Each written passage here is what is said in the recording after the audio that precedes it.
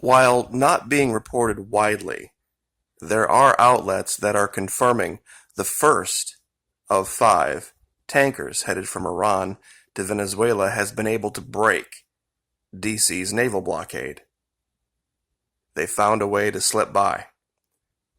How they did it, we don't know, but there is a U.S. cargo vessel that was able to pick up this ship and is mirroring it closely, but it is already in Venezuela's exclusive economic zone. So at this point, it's a done deal. Now, there are 4 more headed that way, but if they use the same tactics and technique, I'm not sure the DC's Navy is going to have any say about it. Just wanted to show this real quick.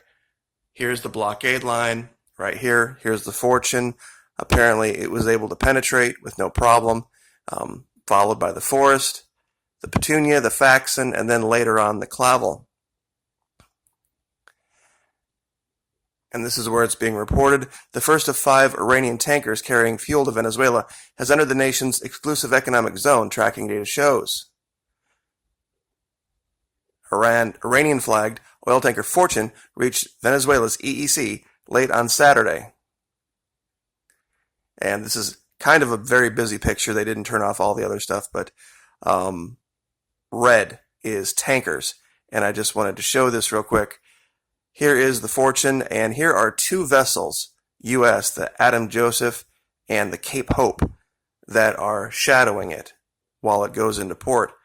Now, this is marine traffic, and I wanted to show something to illuminate how amazing this feat was. Now, here is, of course, the northern coast of Venezuela. And the Fortune currently is just north of Porlamar. And we'll let this catch up real quick. Right here. So it's pretty safe.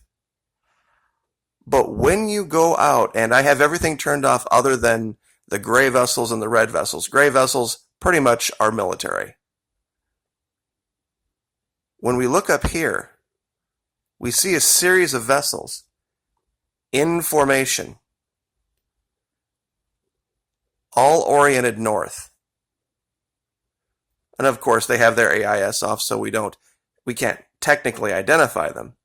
But ships like this that orient this way, these are all military vessels right here. Now there's another group farther out. And I'm wondering if this is the main group.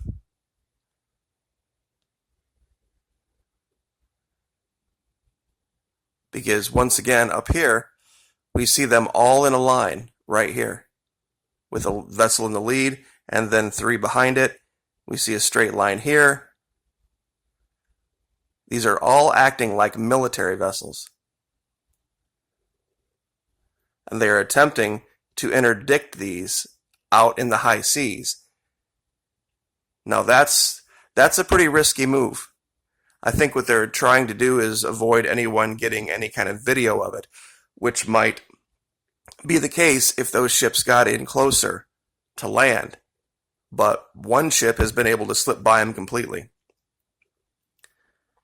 So I just wanted to keep everyone up to date on this and let them know that either the bluff has been called or something else is going on. They have found a way to track or beat DC's Navy. And I'm kind of leaning toward the latter on this, because I don't think there would have been just a bluff. There would have been some kind of an announcement. Somebody would have said, hey, we have attempted to do this, and somehow, some way, this ship was able to slip by, and we're definitely not going to let the other 4. Somebody would have said something like this. But there's just this deafening silence out of DC about this, that there has been this standing blockade of Venezuela, the sanctions on both Iran and Venezuela, DC said they weren't going to tolerate this. So either that was all bluster or something else is going on. And part of me really wonders if this has something to do with the Fitzgerald incident. And I know that's maybe reaching, but the issue with the Fitzgerald, one of the big problems with that whole story was if you make the assumption that it was an attack, and we showed so much evidence that it was, how did the attackers know when and where the Fitzgerald was going to be to execute it? What it must mean is that they have some way of tracking exactly where our vessels are, whether they have the AIS on or not, and have the ability to skirt them. Or, simultaneously while doing that, have the ability to spoof AIS. What that means is that they can make a Navy vessel believe a ship is in a certain location when it's actually in another location.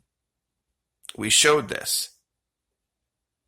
That on AIS, and you have to use a Class B AIS to do it, system to do it, you can hack into those systems. And so if the Navy thought that vessel was 200 miles away from where it actually was, they would have been waiting for it at one place, and it was someplace completely different. And that's not science fiction. That's actually fact. We covered this. It was I'll look it up. The old link was Balducci, and there was this group of scientists. The lead scientist's last name was Balducci, and they made this paper that they gave to Congress back in 2000 and I think it was 14, saying our ships are at huge risk for this. That there are these hackers that can hack. AIS stands for Automated Identification System. Every major ship has one, pardon me. And it gives location data, speed, all sorts of different things that you would need to know to operate safely at sea. Well, this system was very antiquated, very old. And they had made the allegation that if terrorists or other groups would have the ability to hack that system, they could cause chaos around the world in shipping to the point where it would almost have to come to a standstill. And they were dismissed, but then early 2017, we had 2 destroyers get whacked. And we lost 17 sailors. So, and given everything that we showed about, especially the Fitzgerald, you really have to wonder. And now we have a blockade that just got ran. A naval blockade, a DC naval blockade that just got ran by a tanker. Meaning they thought it was one place and it was someplace completely different. And I left this map up just to show you how many tankers are out there. The red is just tankers. If I wanted to turn on cargo vessels and everything else, this map would be a giant cluttered mess of colors. But all these vessels out here, deep sea, in gray, honestly, military ships, in weight. And I mean, you can't tell me when you see a formation like this that that's anything other than military.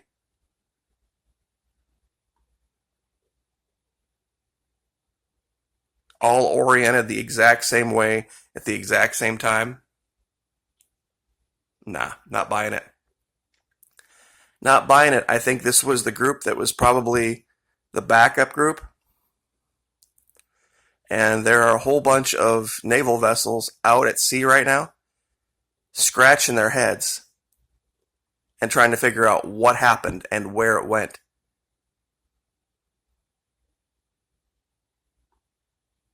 Because this is just way too many. unidentified vessels out at sea. And that's what the gray means, that they don't have any identification.